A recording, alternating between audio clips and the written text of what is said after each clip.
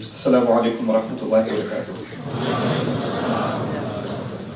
How's it going, Queen's College? Alhamdulillah. Alhamdulillahi Rabbil Alameen wa salatu wa salam ala ashraf al-anbiya'i wal mursaleen wa ala alihi wa sahbihi ajma'een. ثم أما بعد فأعوذ بالله من الشيطان الرجيم ولا تهنوا ولا تحزنوا وأنتم الأعلون إن كنتم مؤمنين رب اشرح لي صدري ويسر لي أمري واحلل عقدة من لساني يفقهوا قولي آمين يا رب العالمين ثم أما بعد. I'd first like to explain my motivations for doing this program. Alhamdulillah, with the success of the organization that I'm a part of, with the help of so many teachers and helpers, I have an opportunity to travel quite a bit. But actually, over the recent months, I've actually tried to cut down my travel and travel as less as I possibly can because of campus and family obligations. But, you know, Queen's College emailed and I just got this weird sense of nostalgia and I can't explain it logically, so I'm here. So I don't really have a justifiable explanation except that I wanted to come here. And actually, when I did come, I was very grateful for having the opportunity to come because it, as I was mentioning in the khutbah earlier today at Muslim Center, part of our rizq in this world is the people that Allah puts in our life. Friends, teachers, even employers, co-workers, etc. People that you meet in your life that you benefit from, that add to your experience. Even my students, I consider them part of my rizq. Because some students I say, having you was great because it really makes me feel like, now I know why I'm a teacher, because I have students like you, and for the other students I thank them too, because I say at least you taught me sabr. So you learn something from all the students, alhamdulillah. They're rizq for you in one way or the other. So I'm really happy to see familiar faces, alhamdulillah, and hopefully we get some chance to talk afterwards too.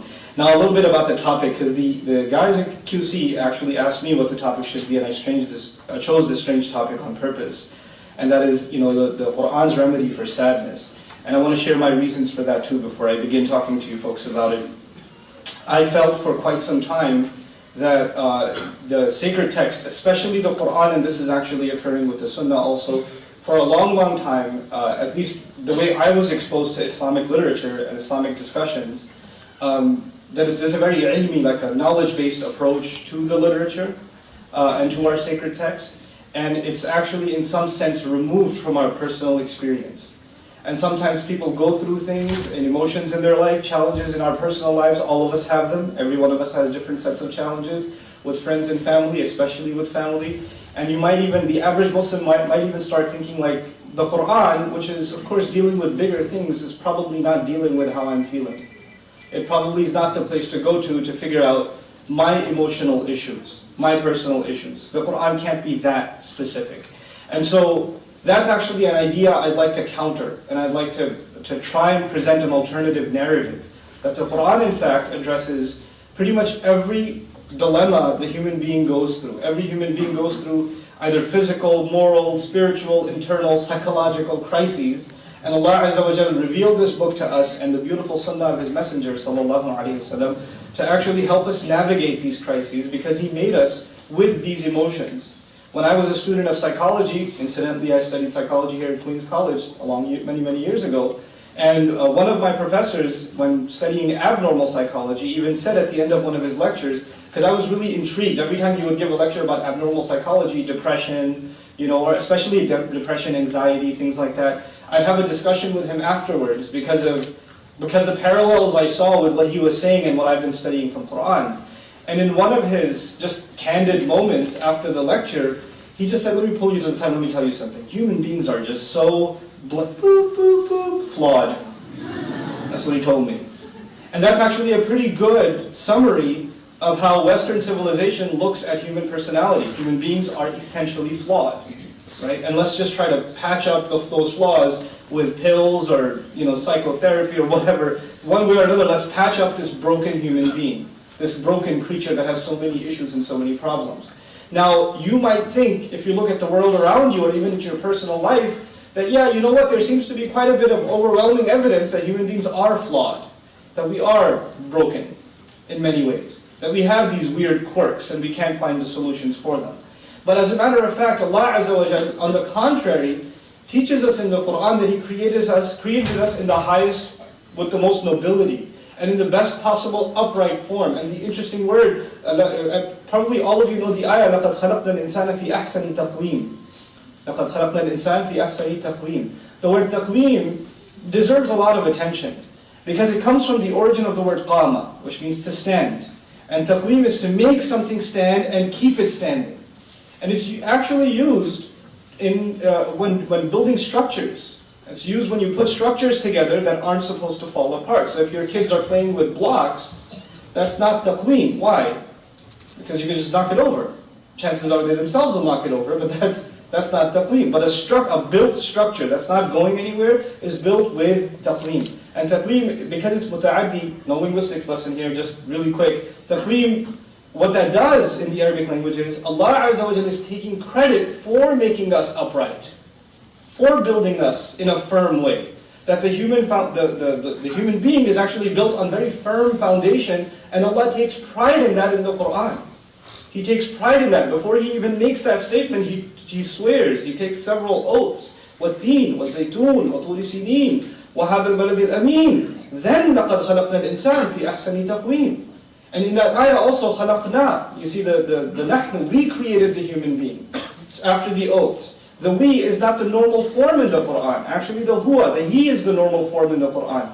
But when Allah wants our special attention on something, and He says this is not just any creation, this is special creation, He'll resort to the first person plural in the Quran, and that's the we. لَقَدْ خَلَقْنَا الْإِنسَانَ وَلِتَقْرِيبِ الْإِنسَانَ أَيْضًا. The ulama comment that this is actually to illustrate how close Allah is to the human being.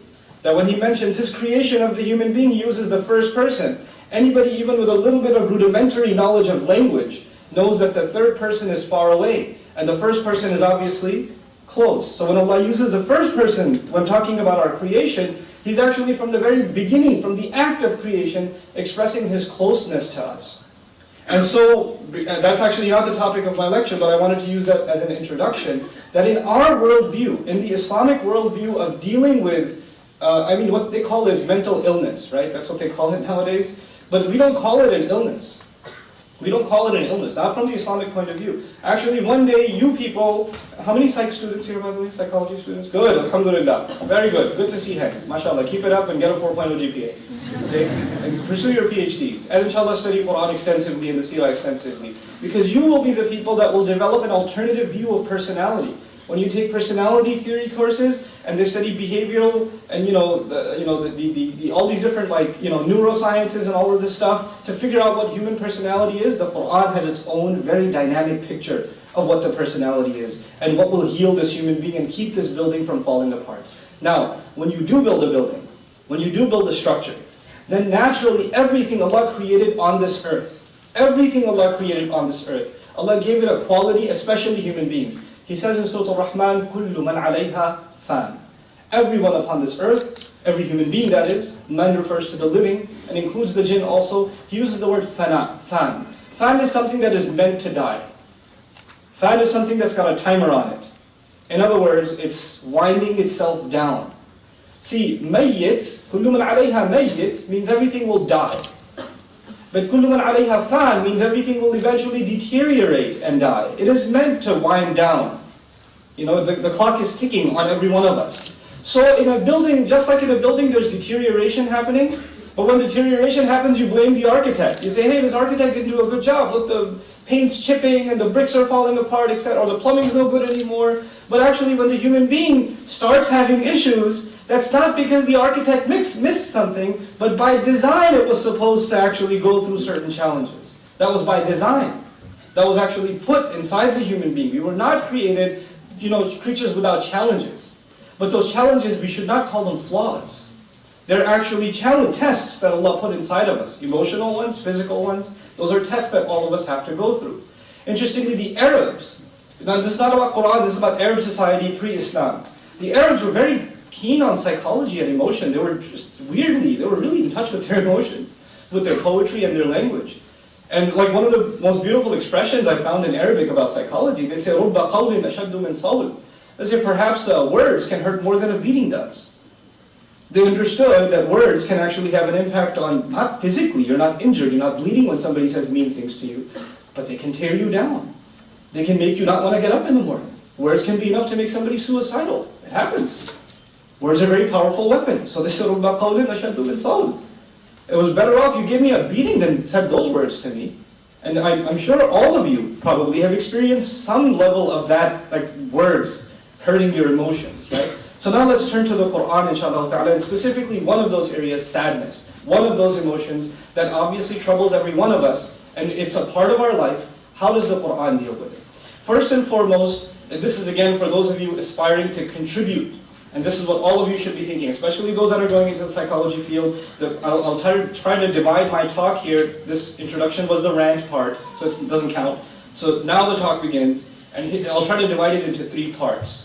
My talk into 3 parts. The first part of it is actually just some areas that are worth exploring, especially for students of psychology, counseling, people that are going to be in the work of maybe helping others, imams in training, imams that get a lot of people with emotional issues coming to them. Or, if you're going, inshallah, eventually into the work of youth counseling, or you're in the position where you're offering people advice, things like that, then here are some things from the Quran that you might want to pay attention to, especially dealing with the subject of sadness and depression. The first word used in the Quran for sadness is al-gham. There are several words used, and the first in the Quran we find is al-gham. Ghayn, mim, mim are the root origins. The same word is used, a variation of that word is ghamam, which actually means clouds in the sky. And if clouds remain and no sunlight is able to break through, that kind of a cloud is called ghamam. Sometimes you have clouds that light comes through. Sometimes you have clouds that light is completely blocked, right? And if that remains for a long time, it can get pretty depressing, right? If the weather remains cloudy for an extensively long amount of time and you don't see sunlight, then it gets pretty depressing, which explains the psychological state of most of the people in the United Kingdom, because it's cloudy most of the time, right? But, and it's weird, like Seattle has a really, weirdly high suicide rate. I'm not saying there's a correlation, but it's always cloudy, It's one of the highest suicide rates in America, and even though it's a beautiful state, nature, the environment, the architecture, it's a clean city, And but regardless, it's got some major issues, it's weird. But there is a connection, and it's found in virtually every society. Happiness is associated with a shiny, bright day, and sadness is associated with what? Dark clouds. And even it makes its way even into literature. So people say things like, there's like a dark cloud overhead. There's like, when my husband comes home, it's like a dark cloud over the house, or something like that, right? So this is not just limited to ancient Arab discourse, but they were very human, and there are some things we share with them, right? The idea of brightness and light being associated with happiness. Even nowadays, they have these multi-million-dollar pharmaceutical companies that sell antidepressant pills, and they spend millions of dollars in their advertising industry, and they're showing the lady walking in the sun. And when she's depressed, there's a cloud over the sun, she's just sitting there. Do you have bad thoughts? Take this pill. And then quickly inside in the quick credits at the end, or the disclaimers at the end, might make you suicidal. And then they move on. Yeah, I'm not sad anymore because I'm dead. But anyway, so ghamam is actually a state of unrest. Ghamam is a state of unrest. And going back to the analogy of the clouds, the word gham describes in the Arabic language a kind of sadness where the bad thing hasn't happened yet, but you're anticipating it to happen. Because if there's a lot of dark clouds forming, what does that mean for the Arab? Well, that means maybe a storm is coming, some tornadoes coming, right? People before us were a lot more in touch with nature. We're so into our technology, we don't even look at another person's face. We're just stuck in our phone. But people before looked at the sky all the time, and when they saw a lot of dark clouds, it was like they were anticipating something bad to happen. Lightning to strike, thunder, rain, something could happen. And in some cases good, but in many cases bad, right? Now, this word is used in the Quran in a very particular context. And I'm not here to discuss every context of every word with you, but what I'm here to suggest is that if a study was made of, for instance, a kind of sadness where you're anticipating things to get worse, then the word gham is used. How is it used in the Quran? What situations did Allah describe gham with? And the study of that, how will that help me deal with someone who keeps thinking the future is bleak, who never sees the bright side of things, who's always looking at the glass as half empty, someone who's pessimistic all the time, negative all the time. Don't look at the person next to you. But but you can have people like that are always downers. They're never happy. they can't just see something, they can't see the good side of something. They have to see the bad side of something, right? And that is a particular quality of gham. If you have too much gham, that's the kind of person you become. The next term, very popular term in the Quran, commonly used, is al-huzn. Al-huzn, and the root letters for that are ha, za, and nun. And this is for one to remain unhappy or uneasy about something. You're not settled about something. It's keeping you from going to sleep. You keep worrying about something. It's actually the opposite of farah. Farah actually means you can't sleep because you're too happy. That's farah. It's the exact opposite. Now you can't sleep because you're too sad. You're too depressed. You're too worried. You keep thinking about something and it's not letting you go. Maybe you've been looking for a job for a long time. You can't find it. It's all you're thinking about. You're driving, you're thinking about it. Maybe you were, about to get married, and 2 months before the marriage, the other family said, no, we don't like you anymore. Assalamu alaikum. And you're in depression. Like I had everything set. You printed the cards. It was up on my Facebook page, and now we have, aliansara.com, and paid for 1 year's hosting on that. So, where am I going to find another Sara now? It's crazy, but. But the idea is that it's something that is that it sets on you. Huzn, the ulama say, like ulama al-lugha, the linguists and the people of lexicons, they say that huzn is an onset. It sets into a person after an incident. Something happens, and as a result, you become depressed. You were hoping something worked out your way, and it didn't work out your way. Like the old examples you find in the ancient books are like the farmer who was looking forward to his crop, and a month before he's going to harvest, a storm comes and destroys the entire farm. All his hopes are torn down, and his entire year's labor is taken away from him, right? So you have high hopes for something, and you're looking forward as something is going to bring you joy, and it ends up bringing you a great deal of sadness. Huzn is actually one of the most common words used to describe sadness in the Quran. So it requires a study in and of itself. But one ayah at least deserves our attention. Very beautiful. Allah Azza wa Jalla says many times in the Quran, La khawfun alayhim. You can finish this one for me. La khawfun alayhim. Wa la hum yahzanun. Very common in the Quran. Right? And the language of this ayah is remarkable. But I'll give you just a little bit of commentary about the language of this ayah. Wa la hum yahzanun. The word hum in the ayah is actually an addition. So you can linguistically say wa la yahzanun. You can just say wala yahzanun, but Allah says wala hum yahzanun. And this is done in the Arabic one of the rhetorical devices, the purpose of which is al-ithbat ala ghayr al-fa'il, to allude to someone who's not there. In other words, Allah is saying, they will have no grief, they will have no fears on them, Judgment Day. Believers will have no fears on them, and it won't be they that are in a state of sadness. It's not them that are going to be in a state of sadness. What does that seem to indicate? If it's not them that are in a state of sadness, that means somebody else is going to be. The hum there actually indicates somebody else in between parentheses. That's the beauty of the Arabic language.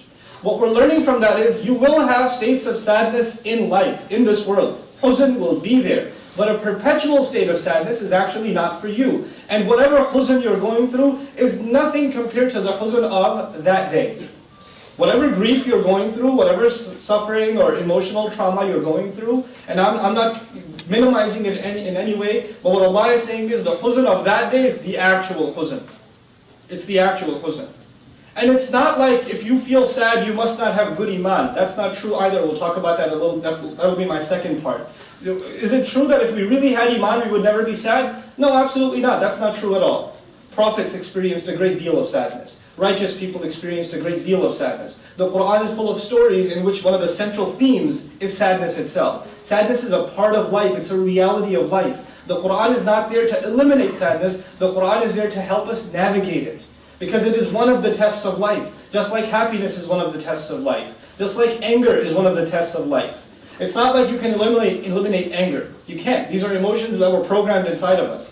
It's like saying, like you're eliminating one of the things that is inside you, like a limb. These are the unseen limbs of our being, right? These emotions that we have. Quran teaches us to navigate them in a healthy way. We'll talk about that in my second section. So what was the first word, just to see how bad the attention span is out here? What was the second one? Huzn. The third word is al-bath. Bath, ba, tha, tha. This is the one that a lot of people have, by the way, in the contemporary sense. And bath is a kind of sadness that is deeply penetrated. It's inside a person, and it starts impacting everything that they do, and they're not able to verbalize it. They're not able to actually say what it is. So they have this deeply felt sadness inside them, it lingers, and it's always there. So even when the moment comes to smile, the face goes halfway up and comes back down. Right? They're not able to maintain happiness for too long. There are moments, like the sky's mostly cloudy, sometimes it's sunny. Like that. You know, there are people like that. They're just always, they're moping around, they're looking down all the time. And you're like, why are you in that state? It's the closest thing in the Arabic language to the, I guess, perpetual depression. People that are in a state of depression. That's called bath. Now, because depression is such a huge problem in the world today, and the Muslim Ummah is no exception. It's a huge problem in the world. This study becomes actually critical for Muslims. Studying how is bath alleviated in the Quran? What did Allah teach us? How do we deal with this form of sadness? So there's sadness from a traumatic incident. There's sadness of, oh, the future looks bleak. There's the sadness that's deep inside and you're not able to get it out. It's like the sickness or this sinus or this like allergy that you just can't get rid of. It's always there. You're always negative. That's bath. And by the way, if you're feeling you're the only one who has this, as a matter of fact, the word bath occurs in the Quran in one of the du'as that a prophet of Allah experienced continuous bath and huzn. إِنَّمَا أَشْكُو بَثِّي وَحُزْنِي إِلَى اللَّهِ. I complain about my bath. I'm not translating now. I'm complaining about, Allah says, this prophet says, I'm complaining about my bath and my huzn. To Allah. To Allah. What does the Dua teach us? You can even complain to Allah. Just what that ayah teaches us. I don't complain to anybody else. I talk about my suffering and my pain, and what does the complaining mean? Complaining doesn't mean, Ya Allah, come on. I'm so depressed. Help me out here. No. You know when you go to the doctor and complain? You don't slap the doctor and say, hey bro, you don't talk about it. Why'd you make me have allergies? You go and complain to the doctor because the complaint is actually a form of you getting his sympathy and his healing, his prescription. Just like a child complains to the mother when they're sick. Real complaint or fake complaint. My kids, there's flu going around all over the country. Like 3 of my kids had the flu the last month. So 3 girls go to school in the morning, 2 of them are sick. One of them has, someone gets, oh, my stomach hurts, my stomach hurts. The other one's just fine a second ago, and she goes, actually, I'm going to join the my stomach hurts? Not a good actor. So you have to, did I train her? I was like, you have to hold your stomach, you have to crunch a little bit, you shouldn't have made eye contact, because now you're checking for validation, it's not genuine. If you're going to act, then, come on, just like put a little work into this. And you could have been a lot better. You could have sold this to your mother so much better. I don't tell her that in front of her mother, but on the side, look, you need to work on your, my stomach hurts. You have to be a little more genuine. But the idea is, when a child is complaining to the mother, my stomach hurts, the child is not saying, you caused my stomach ache. The child is saying, who else am I going to whine to? And when do you whine? You whine when you're with the beloved. You don't whine in front of anybody else. You whine in front of the beloved. In fact, the people that you have a stiff relationship with, when they come and ask you, how's it going? You say, Alhamdulillah, everything's good. It's fine. It's okay. No, I'm okay. Why? Because they're not close to you. But when you go home to your mother, they say even, الرجل في بيت أمه صبيان, they say that in Arabic. They say a man in the house of his mom turns into a baby. Big guy. Goes to visit his mother. Goes inside the house and turn into somebody else. You're going to turn into mush. Doesn't matter if you're 40 years old. When you're with your mom, it just comes out. That's what the ayah is teaching us actually. That the prophetic prayer is when that kind of sadness, you just don't feel like anybody will understand. Nobody will hear what you have to say. Nobody can relate to what your problem is. And at that, the only one you go, the one you can turn to that understands you totally, that's إِنَّمَا أَشْكُو بَثِّي وَحُزْنِي إِلَى اللَّهِ. That's for the person who feels like I have nobody to talk to. That dua was given. Such a beautiful gift in the Quran. So we've got 3 words so far, gham, huzn, and bath. Then there's the word waid. Waid. And waid is used to express when someone feels like they're cursed. Like they just have bad luck. And this is used for oneself and others also. When you curse somebody in Arabic, don't do it, but I'm saying, when a person curses someone in Arabic and wishes the worst upon them, they say waylak, waylak, okay? And wayli is also, ya wayli, is also used. Ya wayli means, or ya waylata, and waylati, there's several variations of it. Those variations mean, I feel like I am damned, I'm cursed. That everything I do turns to poison, nothing I do works out. You don't have any confidence left in anything coming, bearing its fruits. You don't feel like anything you do will change the situation. You become hopeless. And you're utterly hopeless, and at that point you feel like there is no good fortune coming my way. There is no hadh. There's no hadh means good fortune. It's not coming my way, and that's when you feel wayl. Wayl is also used for shock, but it's also used for that kind of sentiment. That I'm suffering from wayl, I'm cursed, I'm damned. And this is one of the worst words of the Arabic language. It's actually one of the words describing a place in hellfire. Which is interesting, right? Because Allah is describing hellfire with something that's also used to describe psychological torture.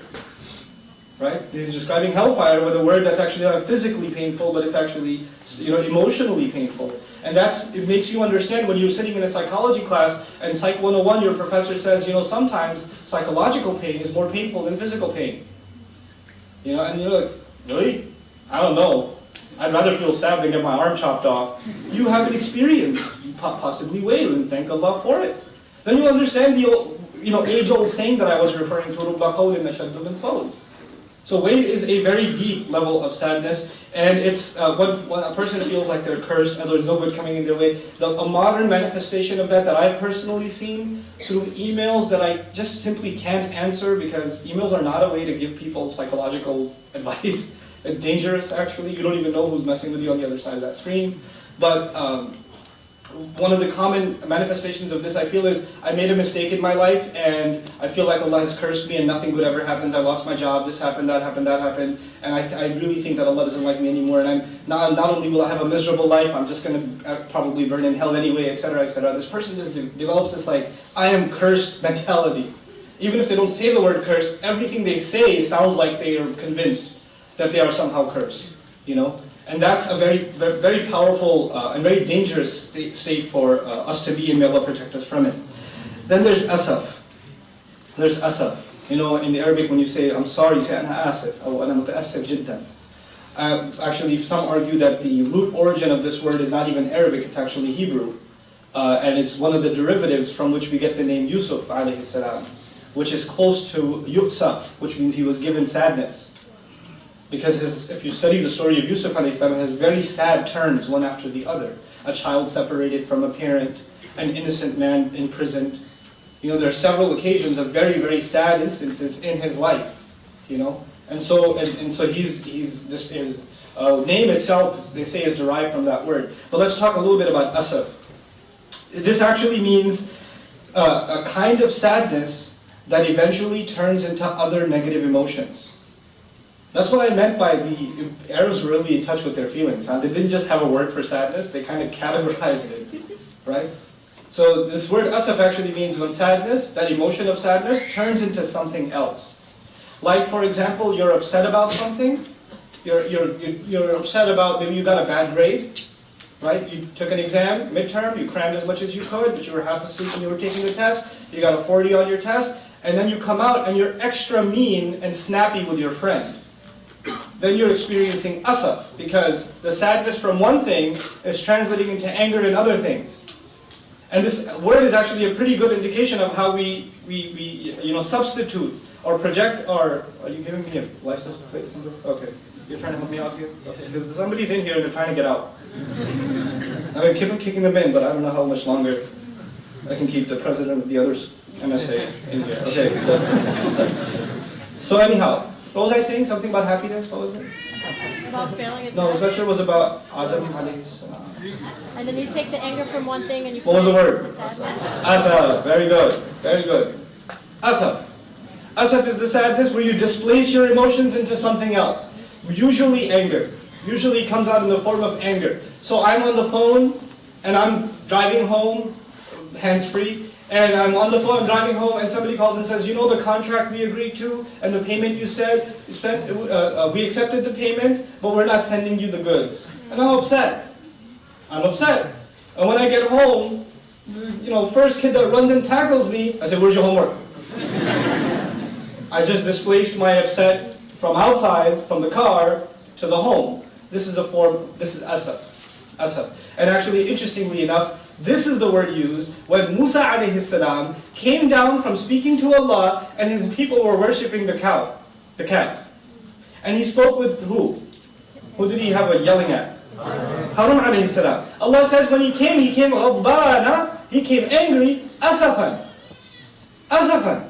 Which means he was going to take that anger and what? Displace it. And what do you find in the story? He grabs his brother's head. He grabs it. It turned that anger or that sadness actually got displaced to something else. And that's a phenomenon Quran deals with. Then of course the final one is al-asa. Asa, the root letters for that are hamza, sin, and alif. Or ya, you can say it's a ya. And this is regret really. Regret or sadness over an opportunity that was lost. Or an opportunity that was, I could have done that. Oh, I didn't do it. Didn't work. You're looking back and you keep beating yourself up over what you could have done and you was right there. If you just did it, things could have been so much better. Why didn't I take that opportunity? A lot of times, people, when they email me, especially with the subject heading being sadness or depression or something, usually has to do with relationships. There was a sister, I wanted to marry her, and I should have proposed, and then she married someone else, and I'm sad every day, and I keep thinking about how I should have got the guts and talked to her dad, and I didn't do it, blah, blah, blah. This is al-asaf. But it's also a kind of sadness that's not just on opportunities lost, but it's also a kind of sadness that expresses when you did something bad in your past, and you feel like that bad deed you did, whatever it is, don't tell me, whatever it is going to affect negatively everything you do in your future. Like your mistake from the past is going to negatively affect everything you do in your future. This word is al-asad. This is also used in the Quran. And this word, it's important for Muslims to understand because we're living in a time where the opportunity to do really bad things very, very easily has been made convenient. Right? So we can do pretty bad things, spiritually speaking, to ourselves and damage our souls with very little effort. And when that happens, then we get into a state of depression. What kind of scum am I? To the world, where the world thinks I'm Muslim, but look at me on the inside, look at the kinds of stuff I'm up to, how can I even live with myself? And there's this regret over what you've committed in the past, and what most people do when they don't know how to deal with this, is they look at their past mistake, and they define themselves with their past mistake. What I mean by that is, I messed up, that must mean, I messed up in the past, which must mean I am messed up. There's a difference between I messed up and I am messed up. When people mess up, that doesn't mean they are messed up. That just means they messed up in the past. That is no guarantee that they will mess up in the future until they convince themselves that they are in fact messed up. The only one who can mess you up is your own conviction. Allah Azza wa Jal built you with taqweem. You could get hit, that building could get hit, it could get rattled, but you can fix the damage and maintain the building. Or you could say, let it get hit some more until the building collapses. Then don't blame the architect. And don't blame the architect. That's you brought that on yourself. You cannot live with that kind of constant negative being brought back over and over and over again. There are mother-in-laws, especially in Desi culture, that relive sad incidents in the past. Or they don't let their daughter-in-laws, or the daughter-in-law doesn't let the mother-in-law, or the father doesn't let the son or daughter, they don't let them get over what happened. Just get over it. Move on with life. They can't do it. They have to bring it up. It happened 20 years ago. Let it go. No, you did not get married without permission. Therefore, it just makes me sad. But it's over. You cried about this for 3 weeks already. Remember all those tears? Remember all those dishes you broke? We did that already. Now I have children, and those children are going to get married. And you're still not coming to the wedding because of what happened for that like 30 years ago. You're making yourself miserable, people around you miserable because of asa, because you can't let go of the past. And you're letting it cloud the rest of your future. Allah Azza wa Jalla did not want us to have a heavy life or to have a heart filled with sadness. Actually, one of the descriptions of a heart that's full of iman, a beautiful description in the Quran is qalbun salim. Qalbun salim, so beautiful. The word salim in the Arabic, you know one of its meanings? Healthy. One of the meanings of salim is healthy. Allah wants the believer that comes to Allah on Judgment Day successfully. Allah says, إِلَّا مَنْ أَتَى اللَّهَ بِقَلْبٍ سَلِيمٍ, except for the one who comes to Allah with a healthy heart, a sound heart, a heart that is free from damage, meaning emotionally you're sound, not just in terms of your iman, but these emotions have an effect on our iman. Fear, anger, depression, grief, all these things are directly related to our iman, and that's my next conversation with you. I shared a few Quranic words with you. There are actually more, but these are the words that become the subject of somebody's study when they're trying to understand this emotion from the Qur'an's point of view. And it's really a wealth of wisdom for bettering our living, and inshallah one of you is going to do your PhD on this and publish it, and then you can, make a dua for me on the first page or something. Okay.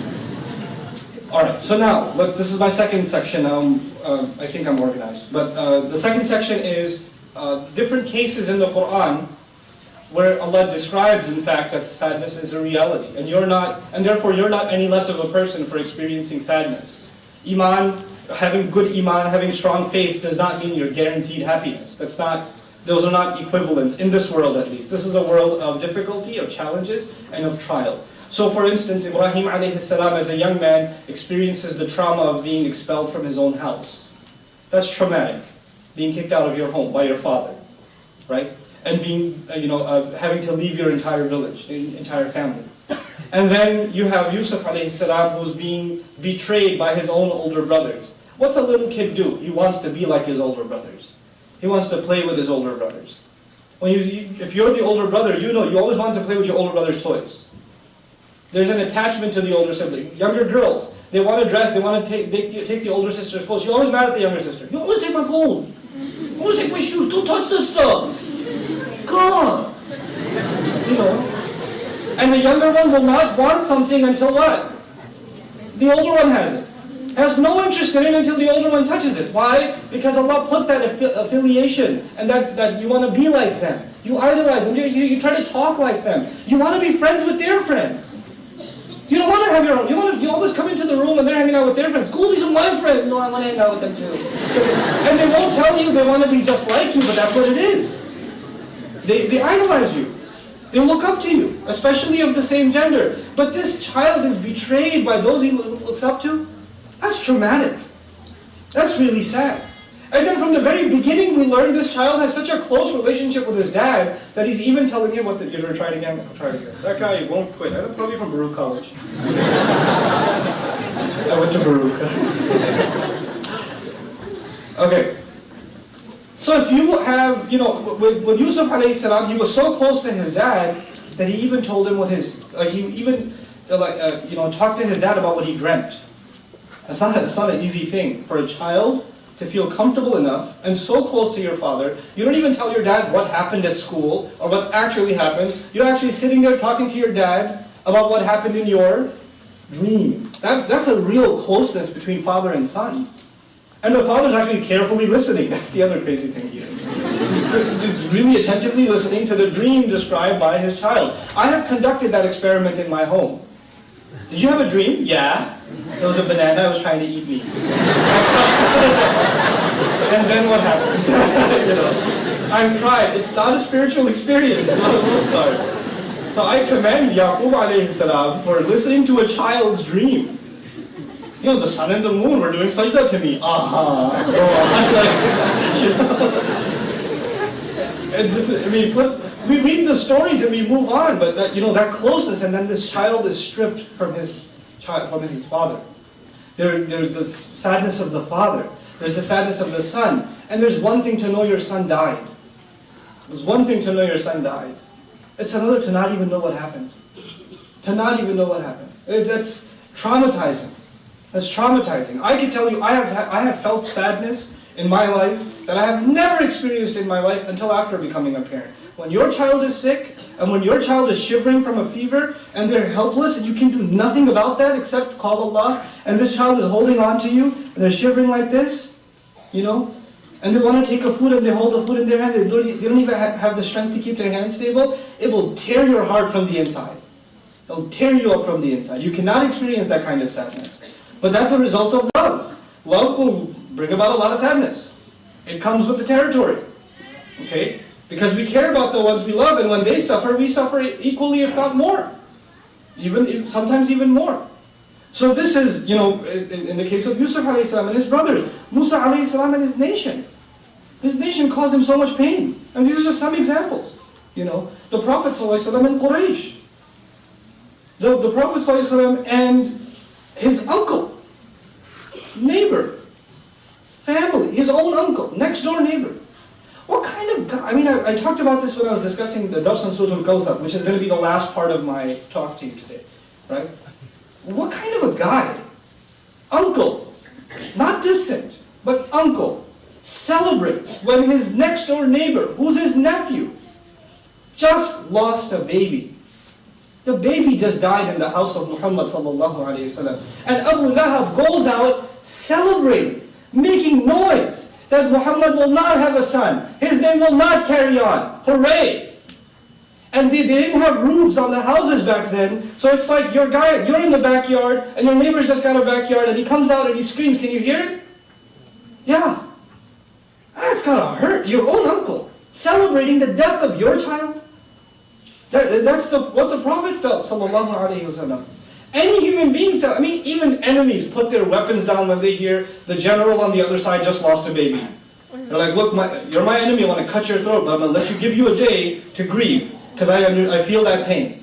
I'm going to let you, this is honor among enemies even.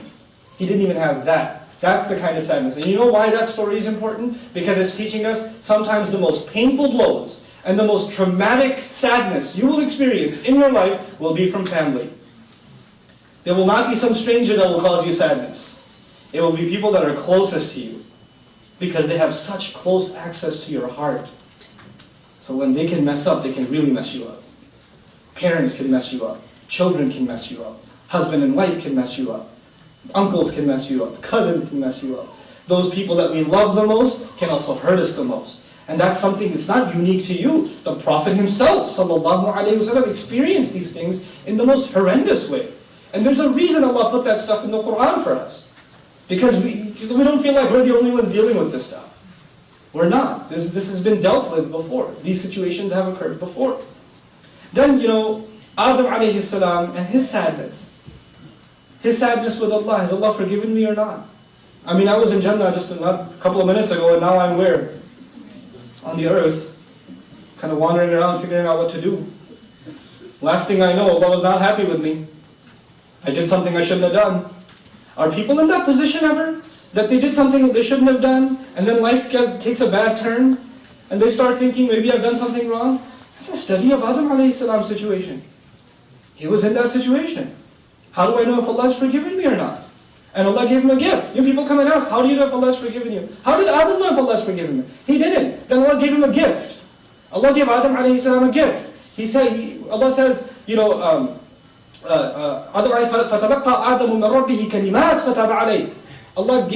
brought Adam into contact, alayhi salam, He brought him into contact with words and then accepted his repentance.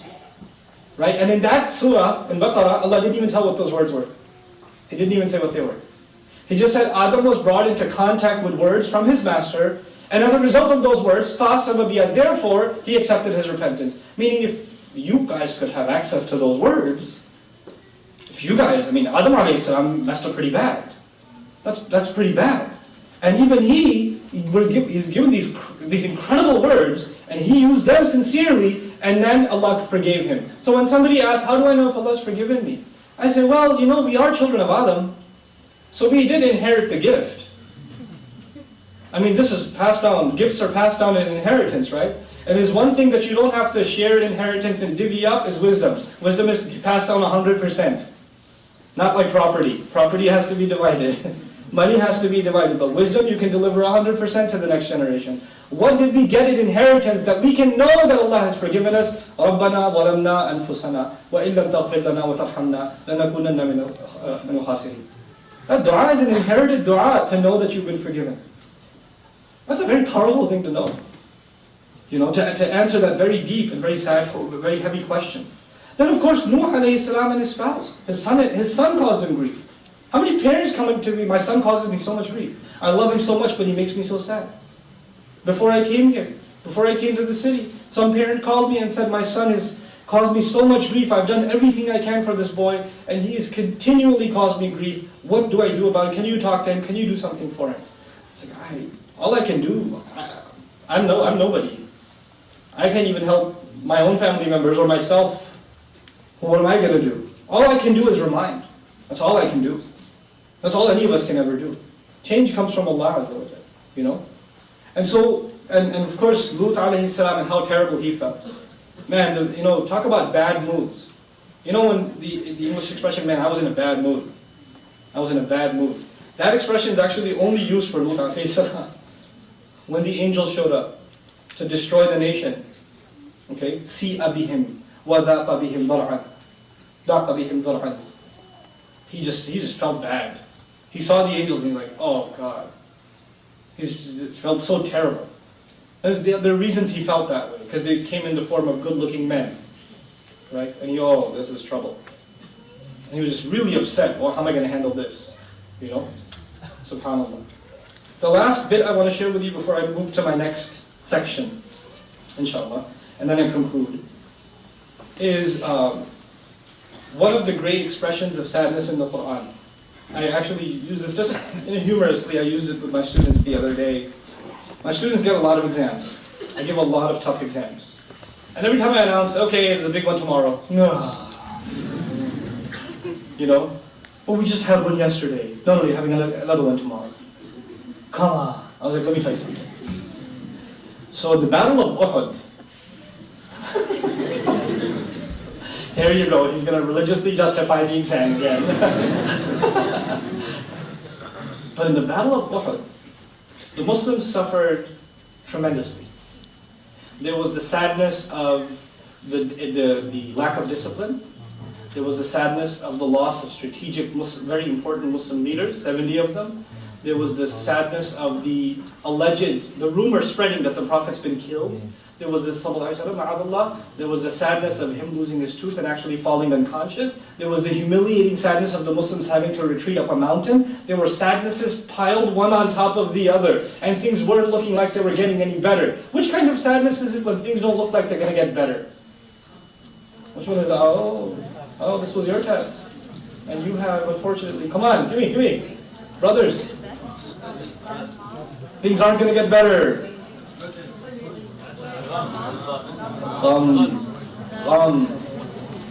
Clouds ain't going away. Bad things are going to happen.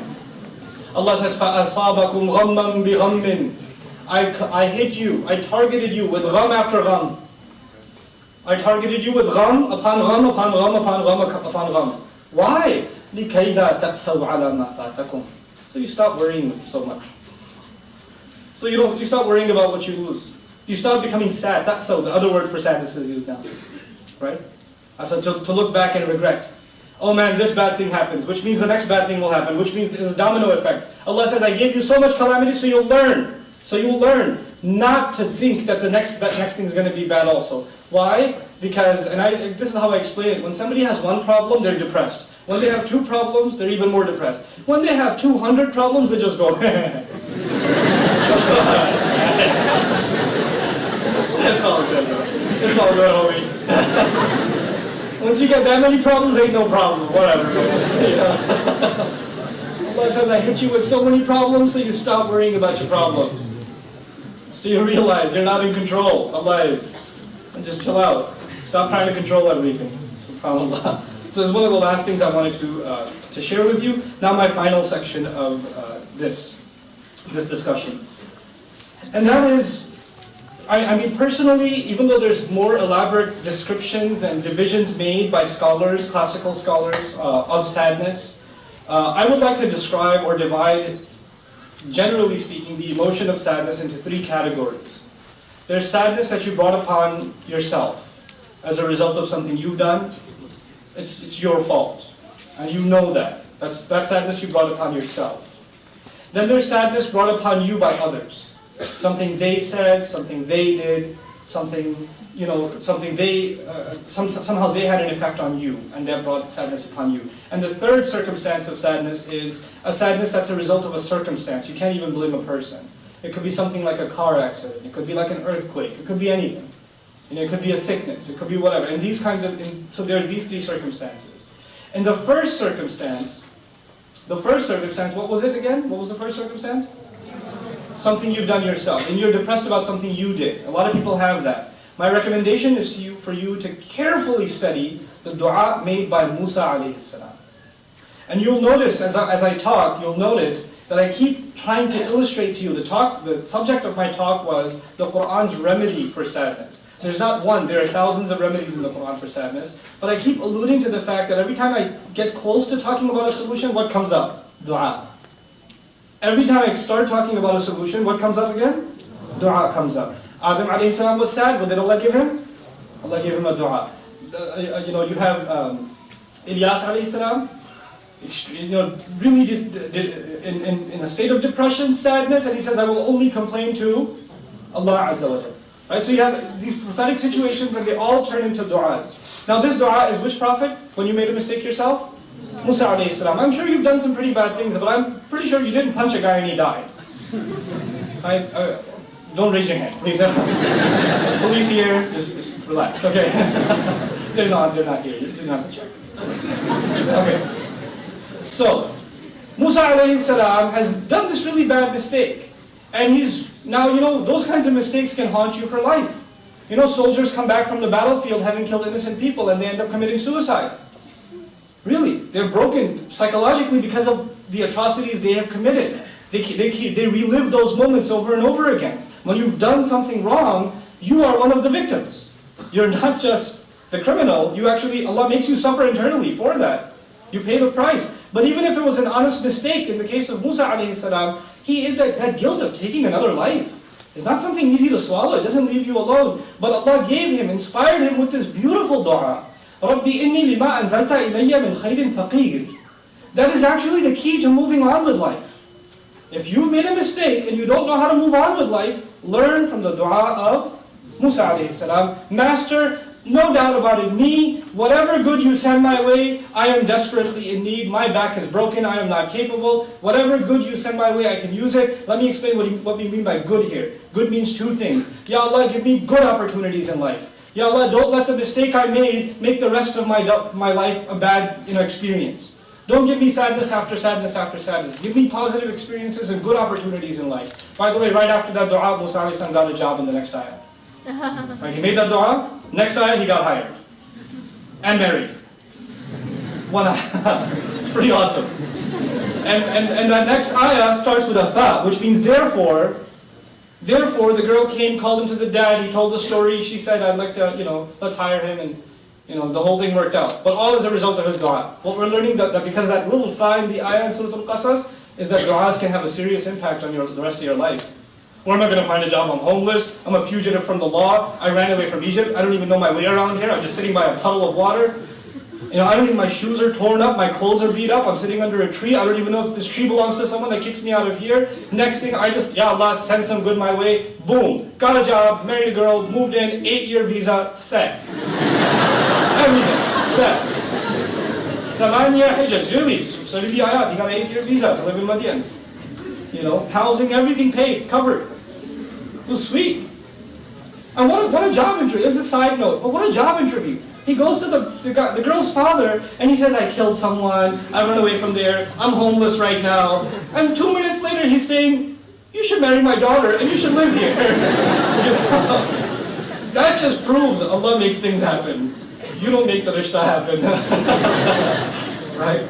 But anyhow, so that's for you, the other meaning of khayr. That's one meaning of khayr, bring good things in my life. But the other meaning of khayr that's more relevant to our conversation here. If you have made a mistake in your past, if you've made a major mistake in your past, then the only way to move on is to become desperate to do good deeds.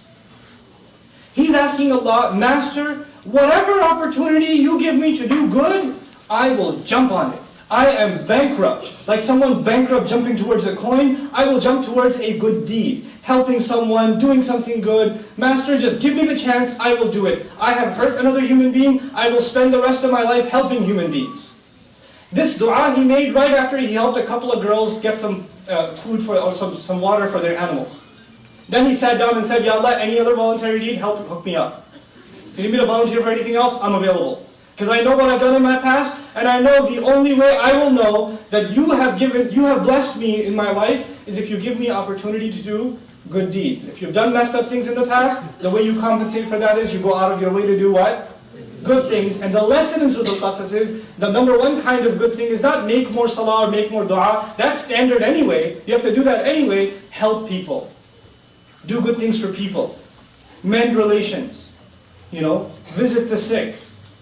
Take care of your parents. Visit your grandparents. Talk to the cousin that you hate. Send them a gift. That stuff. That's what because he did good for these girls. He didn't go and do ibadah and then say, Ya Allah, forgive me. Actually, he just helped these girls and saw that helping them is actually my healing, me moving on with life. That's how he saw it, alayhi salam. Okay? So that's when you make a personal mistake. Now I told you there are three kinds of sadness that I divided. There was sadness brought on you by yourself. There was sadness from what? Sadness brought upon you by other people. In the case, one of the great examples, Musa alayhi salam is such a hero in the Quran, really. I mean, I even made friends with a rabbi because I'm so in love with Musa alayhi salam. Really, I have a rabbi friend in Dallas. I hang out with him talking about Musa alayhi salam. Because Allah was talking to Jews so much in the Quran, and they obviously had some background information when they were listening.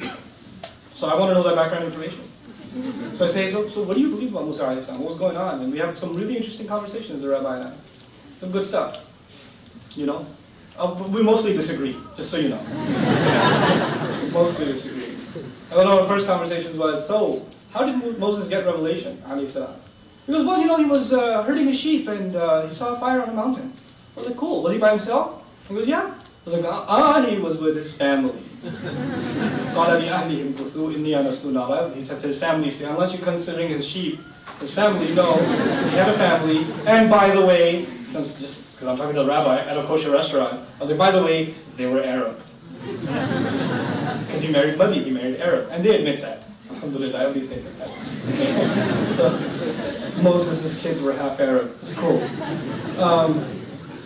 But anyhow, coming back to Musa alayhi salam, when others cause you pain, when others, his nation has caused him so much pain. So much pain. And the only one really willing to listen to him, or anything he has to say, is his own brother. That's all he's got, really. So he turns to Allah and says, قَالَ رَبِّي إِنِّي لَا أَمْلِكُ إِلَّا نَفْسِي وَأَخِي. I have no control over anybody except my own brother and myself. Myself and my brother, that's all I can control. فَافْرُقْ بَيْنَنَا وَبَيْنَ الْقَوْمِ الْفَاسِقِينَ. Ya Allah, just can you divorce us from these other people? I can't deal with them anymore. This is not for family. Don't make dua to Allah, Ya Allah, my mother-in-law. Move her to another state. Ya Allah, if she can just move to Atlanta, it would be so much better for us. No. This is about other people, not family. There's no escape from family. لا مفر من الأهل. Ain't no escape. Prophets they cannot depart from the family until God's commandment comes. Nuh alayhi salam has to stick with his family until Allah tells him leave. Ibrahim alayhi salam continues to pray for his father until Allah tells him stop. When a mother came up to me and said, my son is such a disappointment. One of my kids memorized Quran, did this. The other one drinks and he clubs and I don't even think he's my son anymore. I don't consider him my son. This auntie, aaj ke baad mera beta nahi hai. I told her, how do you say it? Well, Ibrahim alayhi salam, he left his father, and Nuh alayhi salam, Allah told him it's not your family. I was like, Allah told you it's not his family, or Nuh alayhi salam? And after how many hundreds of years have you lived that you get to apply the fatwa of Nuh alayhi salam yourself? Watch it, lady. That's still your son. You can call him whatever you want, but he's still your son. You can't break family ties. But you can pray to Allah to separate you from those who are not family that are causing you a lot of grief. It could be your employer causes you a lot of grief. It could be, Ya Allah, get me a job where I don't have to suffer through this. That's fine. If Musa alayhi salam has a right to ask that, you have a right to ask that. That's fine. There are some people you just can't get along with. They're just there to cause you grief. And you pray to Allah to help you get away from those kinds of people. Keep you away from them. And that's perfectly fine. But when it comes to family, it's not about, Ya Allah, get me away from them. Ya Allah, make our relations better. Ya Rabbana hab lana min azwajina wa dhurriyyatina qurrata a'yun waj'alna lil muttaqina imama. Master, make us and grant us from our children and our spouses what cools our eyes. What cools our eyes. And qurra also means in the Arabic language something something that's stationary. So I can't take my eyes off of them. I love them so much I don't want to look away. I love them so much I don't want to hang up. And when you call mom, you say, Mom, I gotta go. And you just can't wait to hang up. Okay, are we done? Okay, can I call you back? Can you call me back? I'm on the other line. I'm really not, but I'm on the other line. That sort of thing, that just means qurrat a'yun is not there yet. You can't wait to see them. That's not the case. That's just not the case, That's the dua we make for family, that those tensions, they go away. Now, the last kind of trauma was what? The last kind of sadness? Caused by? So for most people, when trauma is caused by circumstance, sickness, death of a loved one, things you can't control, right? You know what people do? They have asaf. They have a great deal of sadness that transforms into rage, and usually that rage is then directed towards Allah. In that kind of situation, the people of weak faith, they look at that situation and then they turn their rage towards Allah. And they say, why did Allah let this happen to me? Why is Allah doing this to me? Why I deserve better? How could He do that? How could He call Himself merciful and loving and caring? And He could do this to me. This is a very common phenomenon nowadays. This third type of sadness. That people suffer and then they blame Allah. People have bad experiences and then they blame Allah. The only people who can do that are people who don't know who Allah is. You had a long distance relationship with Allah and you made a lot of assumptions about Him. And I've come to learn that about relationships in general, not just with Allah. When you have a friend that you talk to every day, you're on the same page. When you don't talk to them for 3, 4, 5 months, then you start making assumptions about how they think. Or what they think of you. It just happens. When you have a distant relationship, you have a lot more misunderstanding. And when even if they call you once in a while, you misinterpret what they say. Why? Because you're not in constant contact. You're not constantly speaking with someone, there's more and more misunderstandings. When we're not in constant communication with Allah, we start developing really, really weird opinions about Allah. Really weak opinions about Allah and what He means to us and how much He cares about us. And then we fulfill what Allah says. أَنَا عِنْدَ ظَنِّ عَبْدِي بِي. Allah in a hadith Qudsi, I am as my slave assumes me to be. If he assumes that I don't care, then I'll fulfill it. If he assumes that I love, I'll fulfill that. If he assumes that I will provide, then I'll provide. You give an attitude to Allah, Allah will reciprocate that attitude. So your life will get worse if you have a bad opinion of Allah. And you brought that on yourself. Because Allah says, I will give you based on your attitude towards me. Your attitude will determine who I am to you. Who is Allah to me depends on me. Because of that promise of the hadith. The word, now finally, the remedies themselves. I've talked about the different kinds of sadness, and this is under my last section, I promise. I'm in that last section. And I want to start this section with one of Allah's most beautiful names, Ar-Rahman. Ar-Rahman comes from the Arabic word Rahma, commonly translated as mercy. I don't agree with that translation, much at all. It's actually problematic on many fronts. One of the fronts it's problematic on is mercy is used when you're spared. Like the soldiers showed him mercy. What does that mean? They didn't kill him. When you're playing a game of tag, you ever play the game Mercy even? When does somebody say mercy? Spare me. When the wrestler is holding the guy up in the air, and the guy looks down and he knocks on his head and goes, hey, mercy. What's he asking for?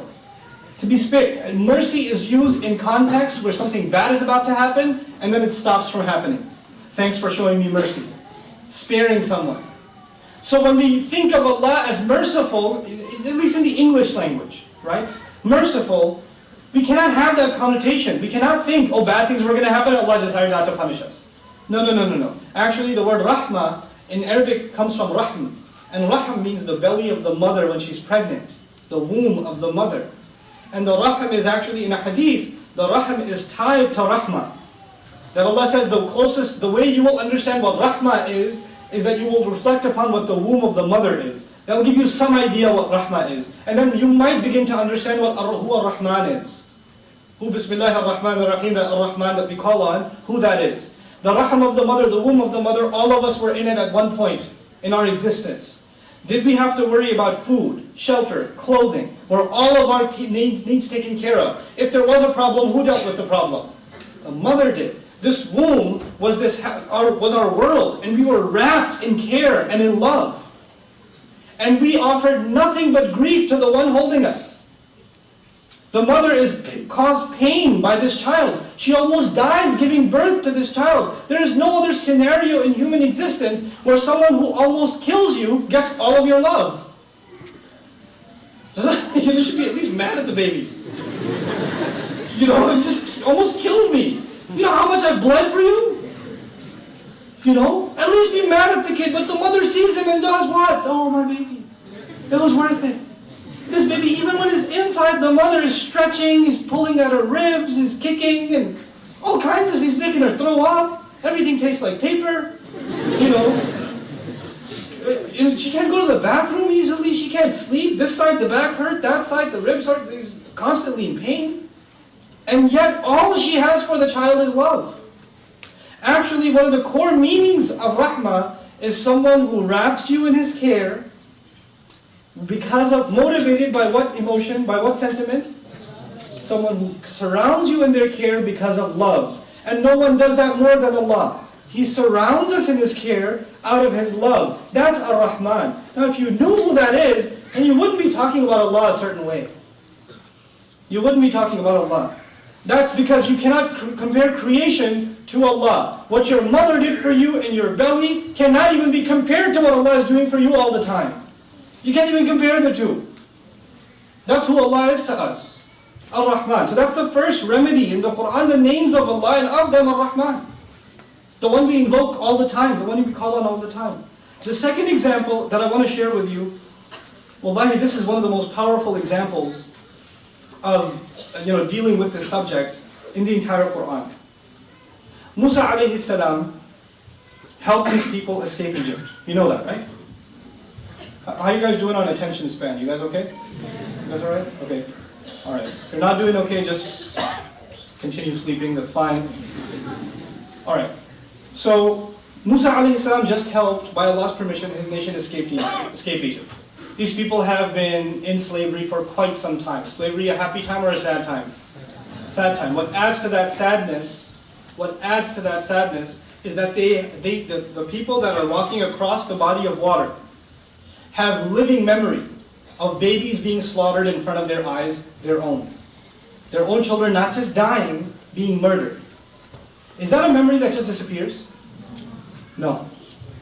There is, even though they have escaped the clutches of Fir'aun, these people have lived a life of indescribable sadness. It's not just the loss of a child, it's the loss of thousands of children in front of the eyes of the parents, at the hands of merciless soldiers. This was a policy of Egypt. So you have a bunch of grieving parents that are escaping Egypt. A bunch of grieving parents. And Musa alayhi salam has helped them escape. Now they're on the other side. Has the sadness disappeared? No. Now Musa alayhi salam is going to give them a khutbah.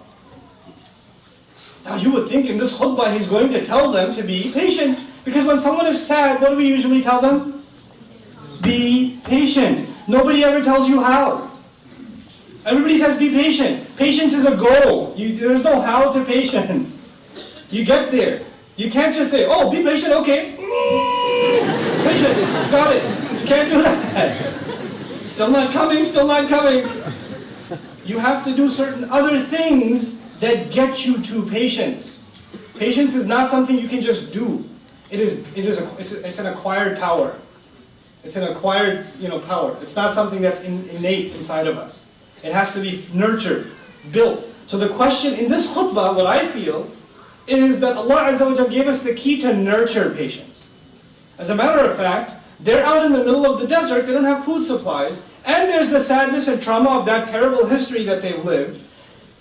And yet Allah Azza wa Jalla, through the mouths of Musa alayhi salam, has them listen to this khutbah. وَقَالَ رَبُّكُمْ لَإِن شَكَرْتُمْ لَأَزِيدَنَّكُمْ.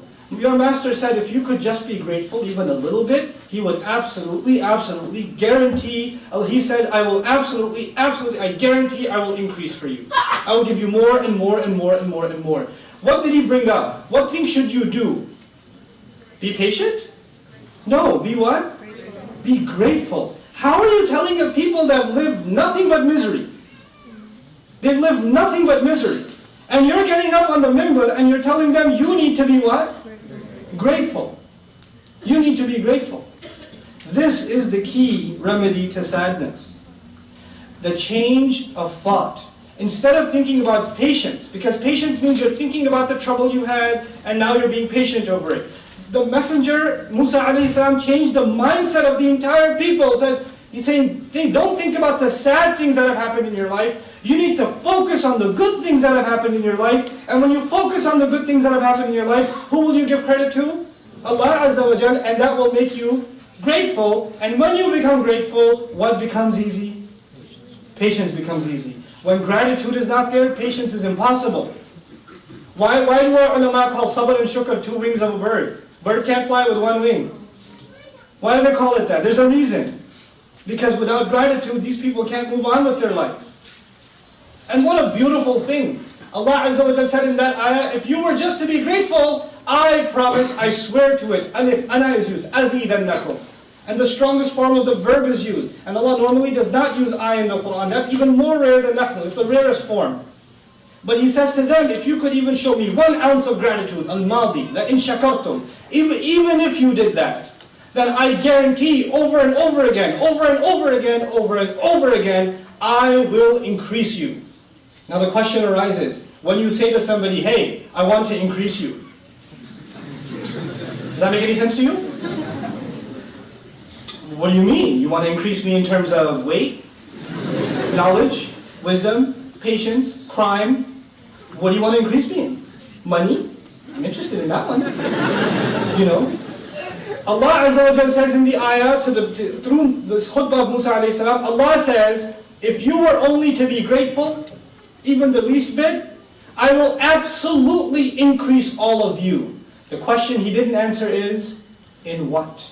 زاد يزيد هذا الفعل يحتاج إلى تمييز. This verb needs a distinction. Like we say, ربي زدني what? علما, not وزنا. Ya Allah, increase me in weight. No. علما, knowledge. Increase me in knowledge. In this ayah, Allah promises, I will increase you. He doesn't say in what. He doesn't say in what. You know why? Because every one of you needs increase in some other thing. And he said, whatever you need, I will increase. I will not limit my increase to you. Some of you, I will increase you in children. Some of you, I'll increase you in patience. Some of you, I'll increase you in strength, in knowledge, in rizq, in provision, in happiness. You know, I'll increase you in whatever you need increase in. Because sadness is something is depleted, right? Something's missing. I'll increase it. I'll fill it up for you. You just have to be grateful. وَلَئِنْ كَفَرْتُمْ إِنَّ عَذَابِي لَشَدِيدٌ. Subhanallah.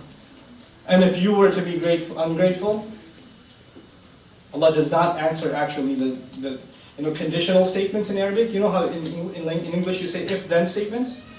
If you do this, then this will happen. So if you're grateful, then I'll increase you, right? But if you're ungrateful, Allah didn't put the then. That's a mercy of Allah. If you're ungrateful, ... He didn't put it then. That's His mercy. That's actually, you can't be grateful for anything else, be grateful He didn't fulfill that. He just started a new sentence, إِنَّ عَذَابِي لَشَدِيدٌ. Didn't say فَإِنَّ عَذَابِي لَشَدِيدٌ. وَلَوْ قَالْ فَإِنَّ عَذَابِي لَشَدِيدٌ لَكَانَ جَوَابَ الشَّرْطِ. If he said فَإِنَّ عَذَابِي لَشَدِيدٌ in that ayah, that would have been, you're going to get punished. Allah didn't put a fa there.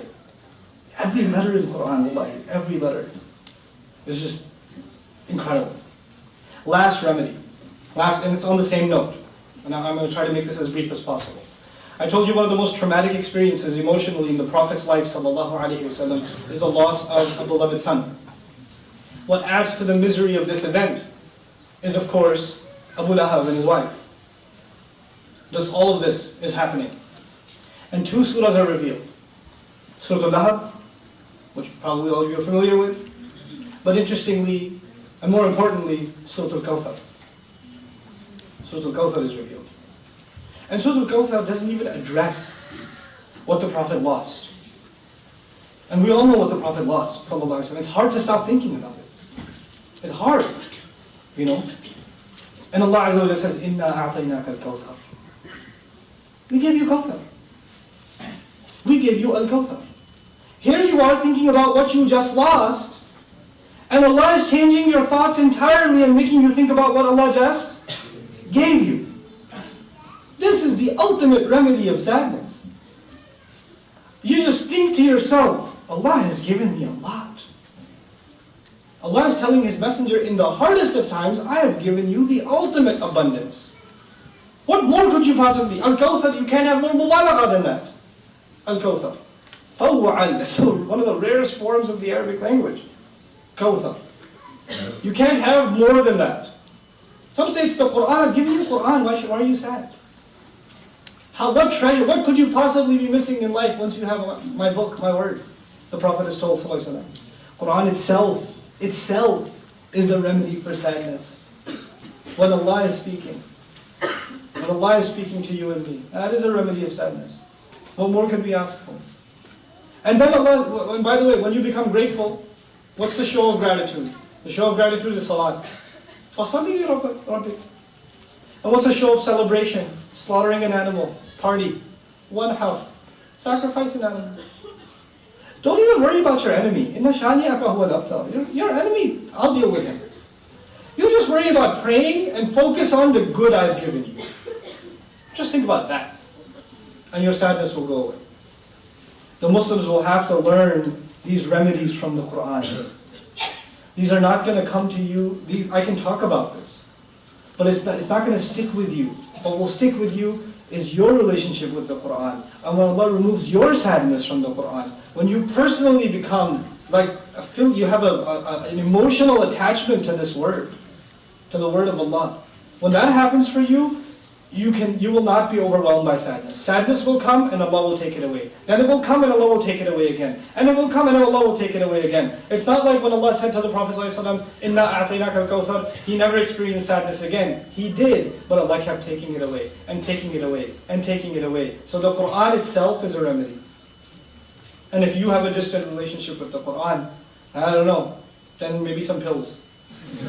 Try what the people who don't believe in Allah, the people of ya'is, the people of hopelessness, people that don't have any hope. Those people can resort to any measure they want to get rid of their sadness. You know what people do to get rid of their sadness nowadays? They play video games. That's what they do. They shoot drugs. They smoke weed. They take hallucinogens. They drink. They go to clubs.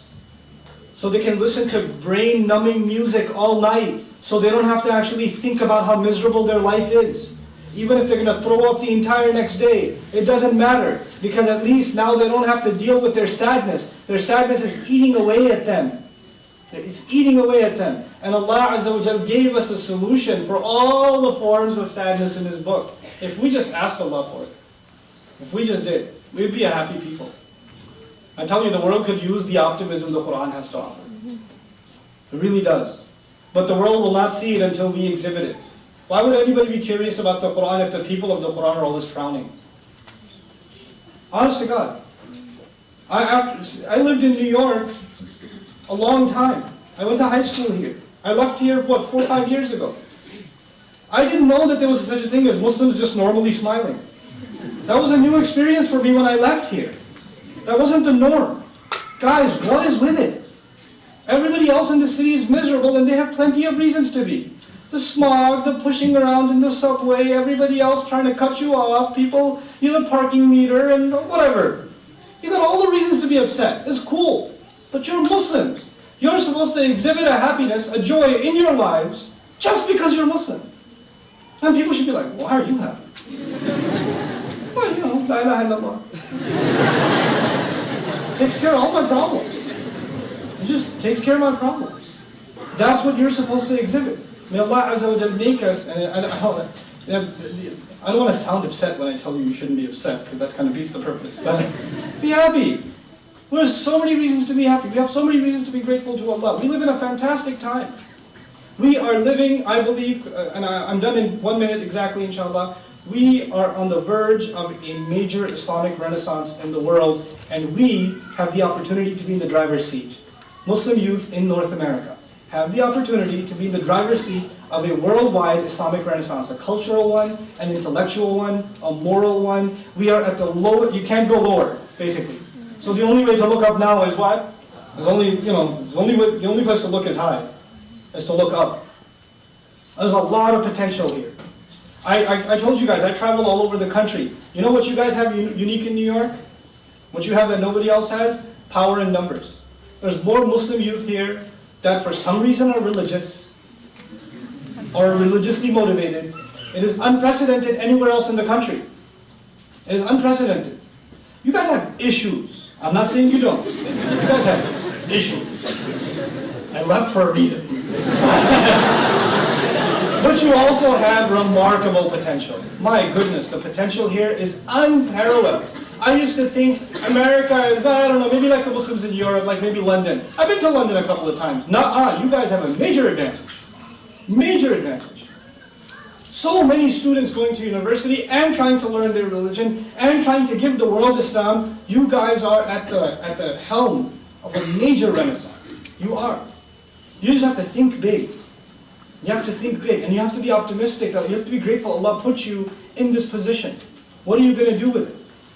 What are you going to do with it? Inshallah ta'ala. May Allah Azza wa Jal not make us a people that are overwhelmed by sadness. May Allah Azza wa Jal let us all be ones that are healed by the sadness, the remedies to sadness that He offers in His book. May Allah Azza wa Jal make our salawat, our prayers, our recitation of the Quran, and our learning, and our brotherhood among each other, and our sincere counsel to one another, a means by which mended hearts or broken hearts are healed. May Allah Azza wa Jal make our masajid and our communities and our MSAs a place where brotherhood and tolerance and understanding and good feelings towards each other are fostered, and jealousy and ill feelings and anger and suspicion and hatred are removed. That may Allah Azza wa Jal make us a people that become an example for everyone else in the world. That this is what beautiful, this is how Islam makes life beautiful. And this is what makes Muslims beautiful. Barakallahu li wa lakum fil Qur'anil Hakim wa nafa'ni wa iyyakum bil ayati wa dhikril hakim. I sincerely apologize for taking so long today, but if you guys have any questions, which I'm sure you do not, I'll try to address them briefly. Barakallahu.